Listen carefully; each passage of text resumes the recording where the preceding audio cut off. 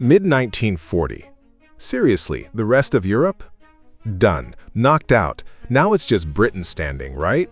Hitler figures, easy. Just smash their air force and we'll sail across the channel. So he throws the entire Luftwaffe, bombers, fighters, the whole 9 yards at the UK. But here's the thing. The British RAF pilots, the few, weren't backing down.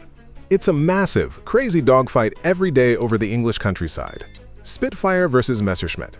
July through October, the craziest air battle in history. This wasn't about land. It was about air superiority. If they lost the sky, they lost the war. Simple as that. Spoiler alert, they kicked butt. This is the Battle of Britain, and it's where Hitler's winning streak totally hit a brick wall. Set the stage in mid-1940, as Europe stands under the shadow of Nazi domination. France has fallen, and only Britain remains defiant against Hitler's unstoppable advance. The English Channel becomes the final barrier between freedom and tyranny. The Luftwaffe prepares to crush the Royal Air Force and pave the way for Operation Sea Lion, the German invasion of Britain. In the skies above, a handful of British pilots, the few, ready themselves for the coming storm. The fate of Western Europe will soon be decided, not on the ground but in the clouds of battle. In the summer of 1940, the world trembled beneath the weight of conquest. One by one, the nations of Europe had fallen before the relentless tide of Nazi aggression. Poland was crushed, Norway occupied, Denmark overrun, the Low Countries obliterated, and France, a proud and powerful nation, defeated in a matter of weeks. The armies of Adolf Hitler now stood triumphant along the western shores of Europe, their banners flying over Paris, their boots echoing across the continent. Yet across the narrow waters of the English Channel, an island nation stood defiant. Britain, battered but unbroken, faced the storm alone.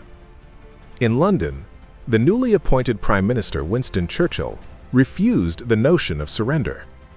The words of his speeches, carried by the wireless into every home, forged the spirit of resistance in the hearts of millions. "We shall fight on the beaches," he had declared weeks earlier. "We shall fight on the landing grounds. We shall fight in the fields and in the streets. We shall fight in the hills. We shall never surrender."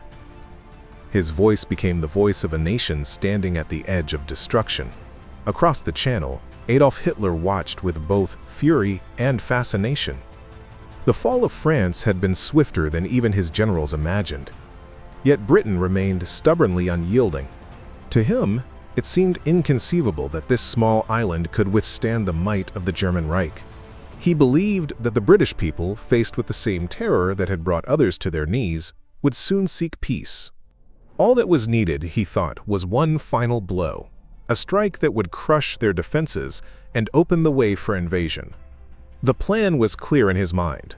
The Luftwaffe, Germany's vaunted air force, would destroy the Royal Air Force on the ground and in the skies. Once the skies were his, the Wehrmacht would cross the Channel under the banner of Operation Sea Lion. Britain would fall, and the last obstacle to his domination of Europe would be erased. But Hitler had underestimated not only the will of the British people, but the power of preparation and innovation. On the chalk cliffs and coastal defenses, radar towers stood watch like silent sentinels. In hidden operations rooms, young women tracked incoming signals on glowing screens. In hangars and airfields scattered across the countryside, pilots and ground crews prepared their Spitfires and Hurricanes, machines of steel and courage that would soon bear the weight of the free world. As the summer sun set over the Channel, an uneasy calm hung in the air. The people of Britain could feel the tension building, as though the skies themselves held their breath. Across the water, German bombers waited on their airfields, their engines humming with deadly promise. The stage was set for a new kind of war, one fought not on the ground, but in the heavens. The coming battle would decide more than the fate of Britain. It would determine whether the world would live in freedom or in fear. The summer of 1940 would forever be remembered as the time when courage took flight, and the sky became the final battleground. France had fallen swiftly under the German blitzkrieg, and the once mighty French army lay defeated. The shock of its collapse rippled through Britain, where the government and people watched the last of their allies crumble. In Berlin, Adolf Hitler saw Britain's isolation as an opportunity. He believed the time had come to end the war in the West. Winston Churchill, however, had no intention of yielding. Upon taking office in May 1940, he had vowed to lead Britain through its darkest hour. His speeches stirred the spirit of defiance among the British people. "Let us therefore brace ourselves to our duties," he proclaimed, "and so bear ourselves that if the British Empire and its Commonwealth last for 1,000 years, men will still say, this was their finest hour." Hitler misjudged Churchill's resolve. Expecting negotiation, he sent peace offers through intermediaries. Each was rejected. Churchill knew that any compromise with the Reich would mean the end of freedom in Europe. Instead, he ordered the nation to prepare for invasion. Across the Channel, Hitler issued Directive No. 16, calling for the preparation of Operation Sea Lion, the invasion of Britain. Yet even he knew that an invasion could not succeed without control of the air. For that, he turned to his Luftwaffe commander, Reichsmarschall Hermann Göring. Göring promised an easy victory. His air force, he boasted, would sweep the Royal Air Force from the skies within weeks. The Luftwaffe had triumphed in Poland, Norway, and France, its bombers and fighters unmatched in number and experience. With air superiority secured, the path to invasion would be open, but the RAF, under Air Chief Marshal Hugh Dowding and Air Vice Marshal Keith Park, was not unprepared. Britain had built the world's first integrated air defense system, a network of radar stations, observer posts, and command centers that could detect incoming raids before they reached the coast. Every squadron, every pilot, and every ground crewman knew that the battle ahead would be decisive. While Hitler believed Britain to be weak and exhausted, the nation steeled itself for the coming assault. The English Channel, narrow but vital, became the thin blue line dividing freedom from tyranny. On its outcome rested the fate of Europe. And as the days of July approached, the storm began to gather. By July 1940, the uneasy calm that had settled over Britain began to break. Across the Channel, the Luftwaffe was gathering strength, its airfields in northern France and Belgium alive with motion. Squadrons of Messerschmitt Bf 109 fighters and Heinkel bombers lined the runways, while ground crews worked tirelessly under Göring's orders. Each day, the skies filled with the roar of engines as German pilots practiced formation flying and bombing drills. The invasion had not yet begun, but its shadow already loomed over the coast of England. On the British side, preparations were relentless. The Royal Air Force, under the direction of Air Chief Marshal Hugh Dowding, remained vigilant. In operations rooms scattered across the countryside, women of the Women's Auxiliary Air Force tracked every signal from the radar stations along the southern coast. Known as Chainhome, this network of radar towers became Britain's invisible shield. When the radar screens flickered with blips of approaching aircraft, operators swiftly relayed coordinates to Fighter Command, allowing squadrons to scramble even before the enemy reached sight. Airfields buzzed with activity. Mechanics worked around the clock to keep the Spitfires and Hurricanes in top condition. Pilots waited by their aircraft, drinking tea in tin cups, ready to take off at a moment's notice. Many were young, barely 20, but their determination was unwavering. They had heard Churchill's speeches, felt the gravity of his words, and knew the defense of their homeland rested upon their courage. The Luftwaffe began testing the British defenses through a series of small but deliberate attacks. Convoys sailing through the English Channel, carrying food, fuel, and supplies, became the first targets. These operations, known as Kanalkampf, the Channel Battles, were designed to provoke the RAF into combat and assess their strength.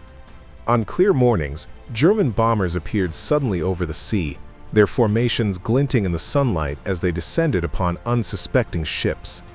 The waters below erupted in columns of smoke and flame as bombs struck their marks. The RAF responded swiftly. Hurricanes from No. 11 Group took to the skies, diving through clouds to meet the enemy head-on. Over the white cliffs of Dover and the rolling waters of the Channel, fierce dogfights unfolded. Machine guns rattled as tracer fires streaked across the sky. The air filled with the chaotic symphony of engines, gunfire, and shouts over the radio. Many engagements ended with aircraft plunging into the sea, leaving behind trails of smoke and ripples on the water's surface. Both sides suffered losses. Pilots returned to base shaken but resolute, their aircraft scarred with bullet holes. Ground crews rushed to refuel and repair the machines for the next sortie. Each battle revealed more about the enemy, his tactics, his strengths, and his vulnerabilities. Dowding and Park studied every report, refining their defensive strategy. They knew the Luftwaffe was probing, seeking to draw out the RAF and wear it down before the real assault began. In Berlin, Göring watched the reports with growing confidence. The Channel raids had tested the British response, and he believed the RAF was beginning to falter. He assured Hitler that Britain's air defenses were fragile and that a concentrated offensive would bring victory. His pride swelled with the prospect of crushing the British spirit from the air, proving the Luftwaffe's supremacy once and for all. But on the ground, ordinary Britons were far from broken. The people along the southern coast watched the battles unfold in the sky above them. They could hear the rumble of engines and the distant thunder of explosions. Many gathered on cliffs and beaches, shielding their eyes against the sun as tiny specks clashed high above. For them, the war was no longer distant. It had come home. The British newspapers reported each engagement with both soberness and pride. Photos of smiling young pilots filled the pages, men who had faced the enemy in the sky and returned to fight again. The tone of the nation hardened. The Channel, once a tranquil barrier, had become a battlefield. And though the Luftwaffe's attacks were fierce, they had not broken the RAF. By late July, the pattern was clear. The Germans were escalating their raids, moving from reconnaissance to full strikes against shipping and coastal installations. Each clash grew more intense, each loss more costly. Yet the RAF remained steadfast, meeting every challenge. For Dowding and his commanders, the message was unmistakable. The prelude was over. The testing was done. The Luftwaffe had measured Britain's defenses, and soon it would strike in full force. As the last days of July faded into August, the winds over the Channel shifted. The sun burned red over the horizon, casting a glow across the radar towers and the waiting airfields. In the calm before the coming storm, pilots rested in their bunks, mechanics wiped the oil from their hands, and commanders prepared their final orders. Everyone knew what was coming. The Luftwaffe had tested the defenses long enough. The battle for Britain's very survival was about to begin. On the morning of August 13, 1940, the sky over occupied France was alive with motion. Engines roared across countless airfields as the Luftwaffe prepared for the largest assault yet. Göring had chosen this day to launch Adlerangriff, Eagle Attack, the decisive operation to destroy the Royal Air Force and clear the skies for invasion. Across runways from Calais to Cherbourg, bombers lined up in shimmering rows, their wings stretching toward the horizon. Pilots adjusted their goggles, crewmen loaded bombs, and officers studied maps marked with targets, radar stations, airfields, and aircraft factories across southern England. Göring's orders were clear. The RAF must be annihilated. But the morning began in confusion. Fog blanketed much of northern France, delaying takeoffs and scattering formations. Göring, proud and impatient, ordered the attacks to proceed regardless. The delays and miscommunications that followed would haunt the Luftwaffe throughout the day. Across the Channel, in Britain, radar stations along the coast detected the first approaching waves. In the operations rooms of Fighter Command, tension rose as controllers watched the glowing dots multiply across their screens. Telephones rang urgently, and orders were relayed to airfields across southern England. The code words went out: scramble. Engines roared to life on grass airstrips. Spitfires and Hurricanes surged forward, their pilots racing skyward into the sun. Among them were men from No. 11 Group under Air Vice Marshal Keith Park, the front line of Britain's defense. Within minutes, the sky filled with contrails as the British fighters climbed to intercept the enemy. Below them, the countryside stretched in tranquil green fields, soon to be shattered by the thunder of war. The first targets were the radar stations. Göring believed that by destroying Britain's early warning system, the RAF would be blind to further attacks. Bombs fell on the towers at Dover, Ventnor, and Rye. Explosions tore through the structures, sending debris flying. Yet even as smoke rose, British repair crews rushed to restore the damage. Within hours, the radar stations were back in operation, their screens once again tracking the enemy. The Luftwaffe did not realize it, But their assumption that the network was crippled was false. Britain's invisible shield still stood. Next came the airfields. Bombers roared in from the Channel, dropping their loads over bases in Kent, Sussex, and Hampshire. At Eastchurch, hangars erupted in flames. At Hawking, runways were cratered, and aircraft were destroyed on the ground. But the RAF adapted quickly, dispersing squadrons to smaller satellite fields and moving decoy planes into open areas to draw fire. The system Dowding had built proved resilient. Even as airfields burned, new squadrons scrambled to replace those lost. Above the chaos, the air battles were relentless. The Spitfires climbed to meet the escorting Messerschmitt 109s, while the Hurricanes dove upon the bomber formations. The sky became a tangled web of smoke and fire, the thunder of engines and the rattle of machine guns echoing over the countryside. Many duels ended in seconds, a brief flash of tracer fire, followed by a twisting dive toward the earth. Parachutes bloomed against the clouds as both sides paid the price of combat. In the thick of battle, coordination became everything.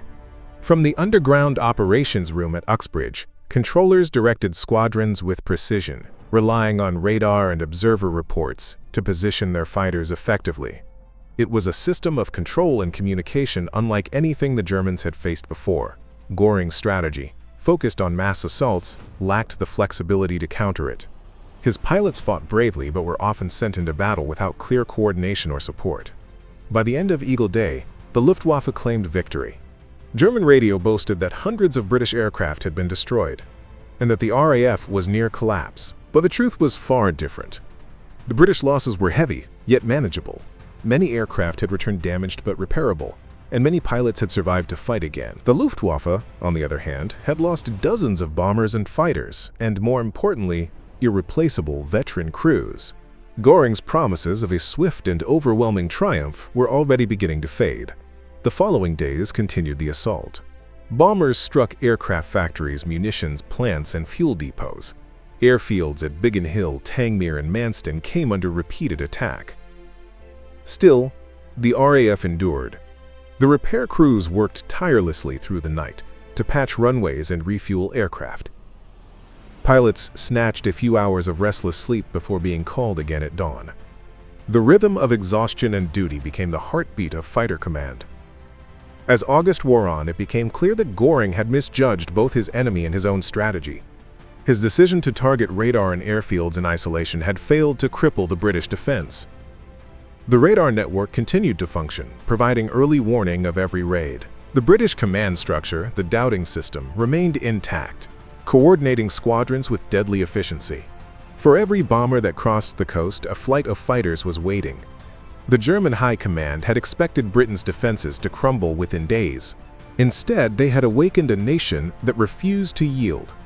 Every pilot who returned from combat spoke of the fierce resistance they met in the skies, of Spitfires and Hurricanes appearing out of the clouds like avenging phantoms. The Luftwaffe's confidence began to waver. Göring's temper flared as reports of losses mounted, and his faith in a quick victory began to erode.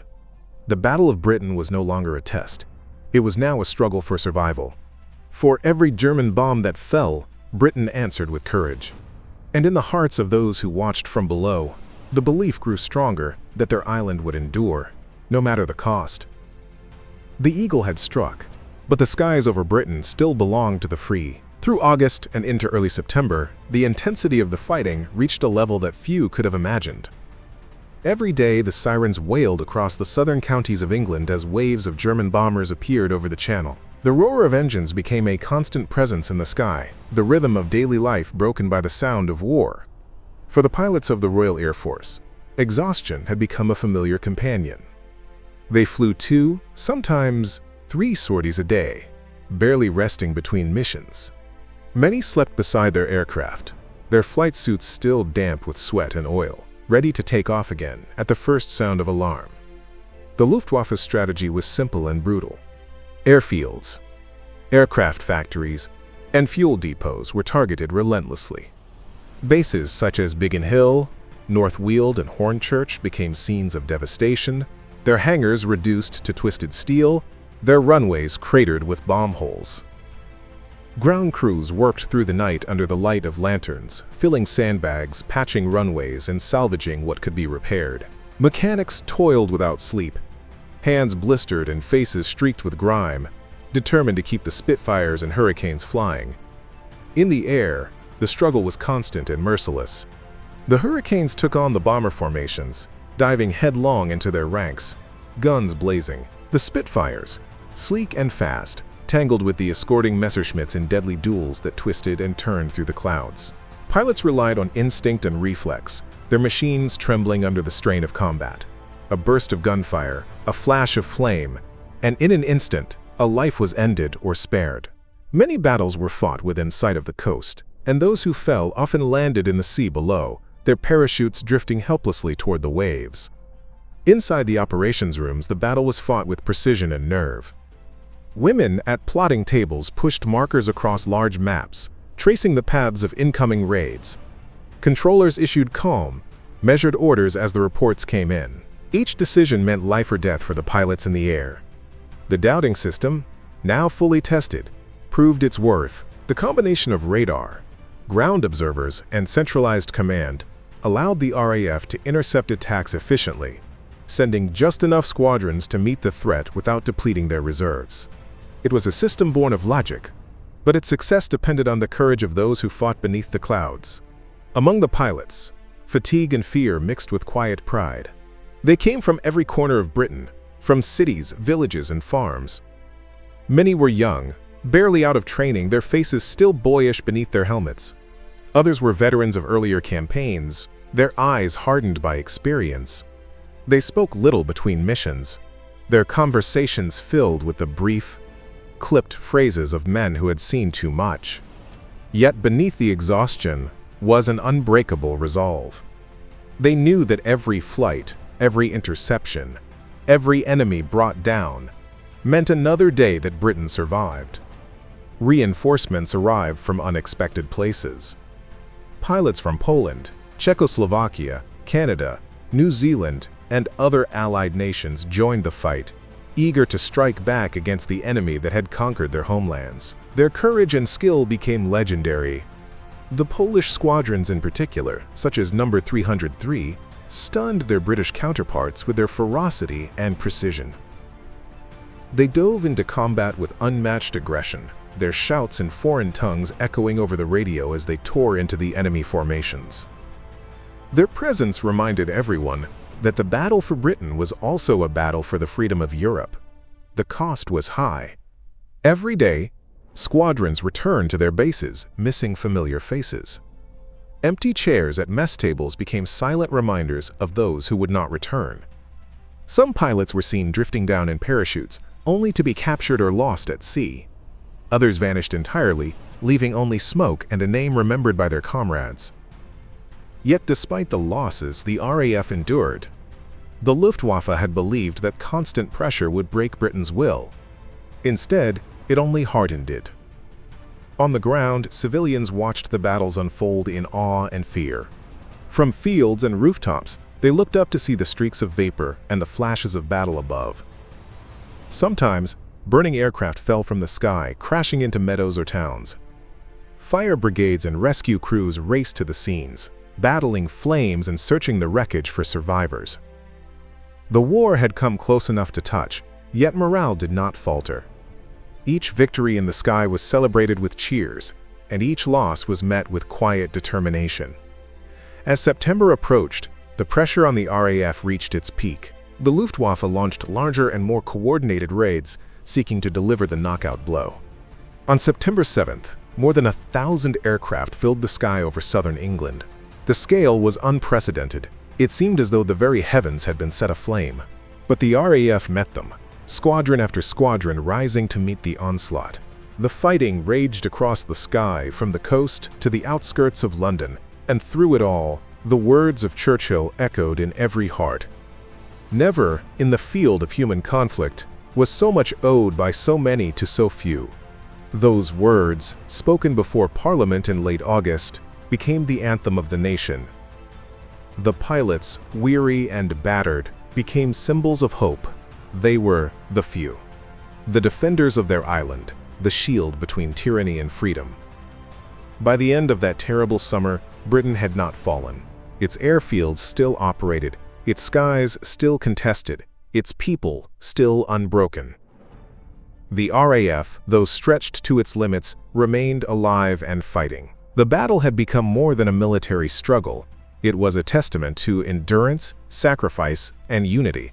Against the might of the Luftwaffe, the pilots of the Royal Air Force had proven that courage could defy even the darkest odds, and that in the defense of home and liberty, no force on earth could crush the will of the free. By early September 1940, frustration consumed Adolf Hitler and his commanders. Weeks of relentless bombing had not broken the Royal Air Force. Despite the destruction of airfields and factories, despite the exhaustion of its pilots, Britain refused to bend. The Luftwaffe's losses grew heavier with each raid, and Göring, desperate to deliver the final blow, sought a new strategy. He would take the war to the heart of the enemy. The cities of Britain, and above all London, would feel the weight of German fury. Hitler approved the shift in targets, believing that terror from the skies would crush the morale of the people and draw the RAF into a decisive and fatal confrontation. On the afternoon of September 7, 1940, the air raid sirens of London wailed across the capital for the first time in full force. More than 600 bombers, escorted by hundreds of fighters, crossed the Channel in a vast, glittering formation. The Thames shimmered beneath them as they swept toward the city. Moments later, the first bombs fell on the docks of the East End. Warehouses and factories erupted in flame, sending plumes of smoke that darkened the sky. Entire streets were consumed as fire brigades raced toward the inferno. The people of London, stunned by the scale of the assault, sought shelter underground. The city that had once stood proud beneath the summer sun now trembled beneath the sky of fire. The bombing of London marked a turning point in the Battle of Britain. Göring believed the RAF would be forced to defend the capital and abandon the airfields that had been his original targets. In this, he was disastrously wrong. While the Luftwaffe poured its strength into bombing civilian areas, the RAF's bases recovered. Damaged runways were repaired, aircraft were serviced, and exhausted squadrons were given precious time to regroup. The shift in focus gave Britain the breathing space it so desperately needed. The raids continued day after day. Each night, the hum of engines filled the darkness as bombers flew in endless waves. The glow of burning buildings lit the horizon for miles, and the air carried the bitter scent of smoke and dust. Yet the spirit of the people did not collapse. Families slept in the tunnels of the underground, huddled together as bombs shook the earth above. In the morning, they emerged covered in soot, weary but alive, and returned to their work as if defying the destruction itself. The phrase, "London can take it," spread across the nation, a testament to endurance and defiance. For the pilots of the RAF, the change in German strategy meant fighting closer to home.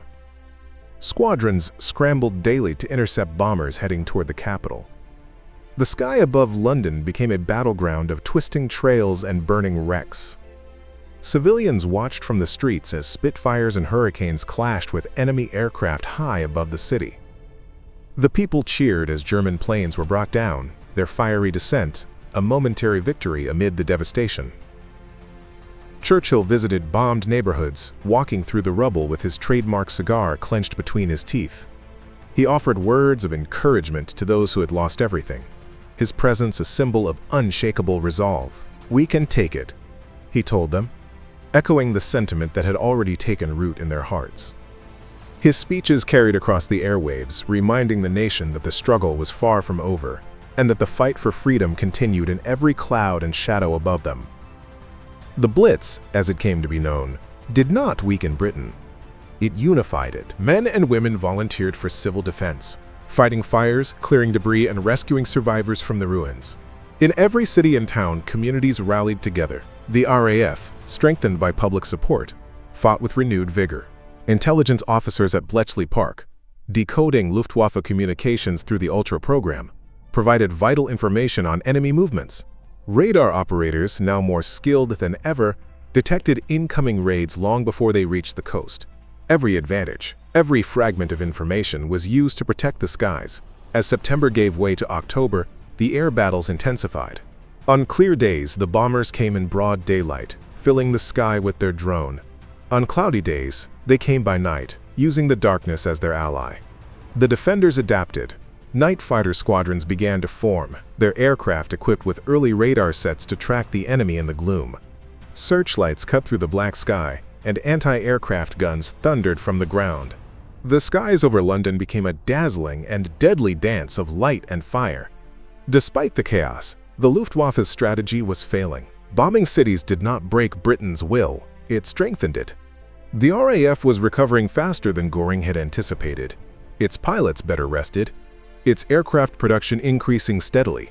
The factories that had been targeted were rebuilt or relocated, and the spirit of the nation turned defiance into strength. Hitler's attempt to crush morale had instead solidified it. In early October, after weeks of unrelenting raids, the Luftwaffe began to lose momentum. Losses mounted daily, and the promise of easy victory faded into frustration. Göring's grand claims of destroying the RAF had proven hollow. The German crews, exhausted and disillusioned, returned to their bases across France and Belgium with dwindling numbers. What had begun as a campaign of domination was turning into a war of attrition, one that Germany could not sustain. London still burned, but Britain still stood. In the subways, in the factories, in the skies, a collective will refused to break. The shift to bombing cities, intended to destroy the enemy's resolve, had instead ensured that the people of Britain would fight on with greater determination than ever before. The Battle of Britain had entered a new phase, one defined not only by strategy and machines, but by the endurance of a nation that would not yield to fear. By mid-October 1940, the Luftwaffe was straining under the weight of its own ambitions. The campaign that Göring had promised would bring Britain to its knees was faltering. Losses had reached unsustainable levels, and the RAF, once teetering on the brink of collapse, was not only surviving but growing stronger. Every day, more aircraft rolled out of British factories. Every week, new pilots joined the ranks. The radar stations, the communication networks, the coordination between fighter commands groups, all were working in unison with increasing precision. Germany's hope of air superiority was slipping away. The shift in German tactics had cost them dearly. The decision to bomb London and other cities had drawn attention away from the airfields that truly mattered. While civilians endured the terror of the Blitz, the RAF's infrastructure recovered and expanded. Repair crews worked tirelessly, refueling and rearming fighters between sorties with astonishing speed. Pilots who had once fought in exhaustion now had time to rest. Squadrons were reorganized and reinforced. In every corner of Britain, the machinery of defense was gaining strength. On the German side, the mood was darkening. Pilots spoke in quiet tones about the futility of their missions. Each day's sortie brought fewer planes home. Engines failed from overuse, and the long flights across the Channel drained fuel and morale alike. Many bomber crews dreaded the sight of the British coastline, where flak bursts and streaking fighters waited to greet them. What had been promised as an easy conquest had become a deadly war of endurance. Göring's arrogance was beginning to show cracks. He raged at his subordinates, blaming the weather, the intelligence, even his own pilots, but never himself. The RAF, guided by Air Chief Marshal Hugh Dowding and the brilliant coordination of Keith Park and No. 11 Group, maintained its focus. Dowding's system of radar detection, observer posts, and centralized command continued to prove decisive. When the Luftwaffe launched raids, the British defenders were already in the air, intercepting them before they reached key targets. The German crews began to suspect that their every move was known in advance, unaware that their communications were being quietly decrypted by the analysts of Bletchley Park.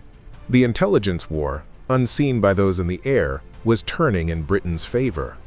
As October waned, the weather grew colder, and the daylight hours shorter. The skies over the Channel became unpredictable, blanketed by fog and rain. German aircraft struggled to navigate and maintain formations, while British pilots, flying from familiar fields, adapted quickly to the changing conditions. Each failed raid further drained the Luftwaffe's reserves. Hitler's impatience grew. The invasion plans for Operation Sea Lion, once the great hope for domination, were now indefinitely postponed. Without control of the skies, no landing could succeed. The Channel, filled with British mines and naval patrols, remained an impassable barrier. For the people of Britain, the daily bombings continued, but there was a new sense of confidence. The headlines no longer carried panic, but pride. Stories of heroism spread, of pilots who leapt back into the air after crash landings, of civilians who stood defiant amid the rubble, of communities that refused to abandon their homes. The idea of victory, once whispered, began to feel real. Churchill's speeches captured the growing faith of the nation. His words, steady, fierce, and unyielding, resonated through every radio. Never in the field of human conflict was so much owed by so many to so few. Those few, the pilots of the RAF, became legends even as they continued to fight and die in the skies above. By late October, German raids had grown smaller and less frequent. The Luftwaffe's numbers were dwindling. Entire bomber groups were withdrawn to refit, leaving the front lines thinner than ever. British fighters now dominated the southern skies. The once terrifying drone of incoming bombers gave way to the confident hum of Spitfires and Hurricanes patrolling the coast. On days when the enemy appeared, they were met with fierce and immediate retaliation. For the first time, the initiative was firmly in British hands. In the command rooms of Fighter Command, the mood shifted from desperation to determination. Dowding, often criticized for his cautious leadership, had proven his strategy sound. His insistence on conservation of strength and intelligent deployment had saved the RAF. Park's control of the southern sector, once the Luftwaffe's main hunting ground, was hailed as a masterpiece of air defense. Even as the bombings persisted, the balance of power had decisively changed. Within Germany, frustration hardened into silence. Göring, once so boastful, avoided public appearances. His air fleets, battered and depleted, were shadows of their former strength. Hitler turned his gaze eastward, toward the Soviet Union, abandoning his dream of crushing Britain by air. The Battle of Britain, though not officially declared over, was effectively won. What Germany could no longer achieve through force, it would seek to undermine through fear and isolation, but the critical opportunity had passed. On the ground, the people of London continued their nightly rituals, taking shelter, waiting out the sirens, emerging to rebuild. They were weary, but unbroken. Children who had once cried at the sound of bombs now slept through the explosions. Firefighters battled blazes until dawn, and volunteers cleared debris to open the streets by morning. The city breathed through smoke and defiance. The resilience of ordinary men and women had become the shield of an entire nation. As November approached, the final great daylight assault came and went. The Luftwaffe's losses that day sealed the fate of the campaign. No longer able to sustain their efforts, the Germans withdrew to regroup. Britain, scarred and battered, stood undefeated. The skies that had once seemed a gateway for invasion were now the fortress of freedom. The Battle of Britain had reached its turning point, not in a single moment of triumph, but in the slow, steady erosion of German power and the unbreakable will of those who refused to yield. As the winter of 1940 settled over Europe, the guns quieted above the Channel.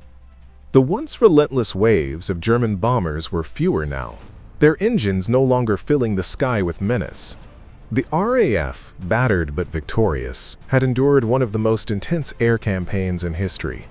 Britain stood alone but unbroken, its skies defended by a small band of pilots whose courage had changed the course of the war. The Battle of Britain had ended not with a formal surrender or declaration, but with the silent retreat of the Luftwaffe. For the first time, Hitler's war machine had been stopped. The cost had been immense. Over 1,500 RAF aircrew had lost their lives, and countless civilians had perished in the bombings. Entire neighborhoods in London, Coventry, and other cities were reduced to ashes. Yet amidst the ruins, the British people held their heads high. The blackout curtains, the bomb shelters, the rationing, all of it became symbols of endurance. The words of Churchill continued to echo through the nation, carrying both sorrow and strength. We shall fight on the beaches. We shall fight on the landing grounds. We shall fight in the fields and in the streets. The people believed him, for they already had. Across the Channel, the Luftwaffe faced a bitter reckoning. Göring's promises of swift victory lay in ruins. Thousands of aircraft had been lost. along with many of Germany's finest pilots. Factories scrambled to replace the losses, but the myth of invincibility had been shattered. Hitler, humiliated by his first major defeat, turned his eyes eastward. Operation Sea Lion, the planned invasion of Britain, was quietly shelved. The focus shifted toward the Soviet Union, an even greater gamble that would one day consume the German war effort entirely. The failure to subdue Britain meant that Germany would fight a two-front war, a decision that would haunt it for years to come. For the pilots who survived, the memories of the battle were etched in both pride and pain. Many of them were barely out of their teens. They had flown sortie after sortie, sometimes 5 or 6 in a single day, their hands blistered, their nerves frayed. They had seen friends vanish in flames, and yet they returned to the sky without hesitation.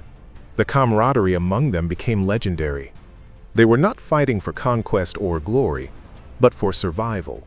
Every time a pilot took off from a grass airfield, he carried the weight of an entire nation's hope. The contributions of others were equally vital. Ground crews worked around the clock, repairing bullet-riddled aircraft and keeping them flight-ready within hours. The Women's Auxiliary Air Force operated radar systems, tracked enemy formations, and relayed vital information to command centers.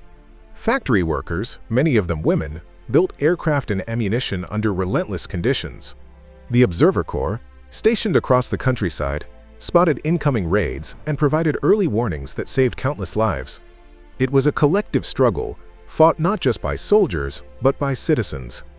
Even in the aftermath of the battle, the war was far from over. The Blitz intensified through the winter, as Germany sought to crush British morale through terror. Night after night, cities burned under the glare of incendiary bombs, but Britain no longer feared defeat. The RAF's success had proven that the enemy could be resisted. Across the empire, from Canada to Australia, from India to New Zealand, the victory inspired a surge of determination. Volunteers poured into recruitment offices, eager to join the fight. What had begun as a desperate defense had become a symbol of defiance for the entire free world. The lessons of the Battle of Britain rippled through history. It was the first campaign fought entirely in the air, and it reshaped military strategy forever. The importance of radar, intelligence, and coordinated defense became undeniable.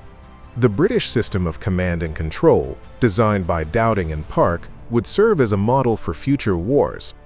In contrast, Germany's failure to adapt, to target radar stations effectively, to maintain long-range escort, to focus its attacks, revealed the limits of even the most advanced military power when faced with resolve and innovation.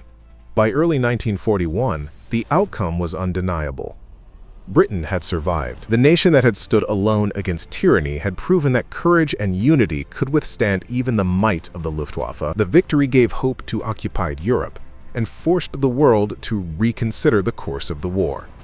Across the Atlantic in the United States, the resolve of the British people stirred admiration and respect. The Lend-Lease Act, which provided critical aid to Britain, soon followed. The island that had refused to bow was now the cornerstone of resistance. For those who had fought, the memory of the battle never faded. Decades later, the survivors would recall the sound of engines, the smell of fuel, the sight of contrails streaking across the blue. They would remember the terror of the hunt, the elation of survival, and the silence after victory. Many would say they had lived their finest hours in those desperate months of 1940. They were not seeking immortality, yet history gave it to them. The Battle of Britain became not merely a military triumph, but a testament to the endurance of human spirit. In the final reckoning, Britain's victory was more than a strategic success.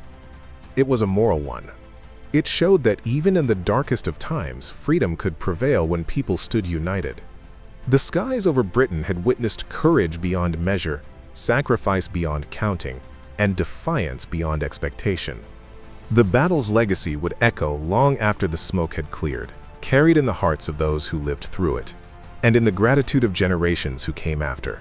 The outcome of 1940 was not just the saving of a nation, but the saving of an idea that liberty, once defended, can never be extinguished. The skies over Britain grew calm, yet the echoes of the Battle of Britain lingered in every corner of the nation. Against overwhelming odds, a small band of pilots, mechanics, and civilians had turned back the might of the Luftwaffe.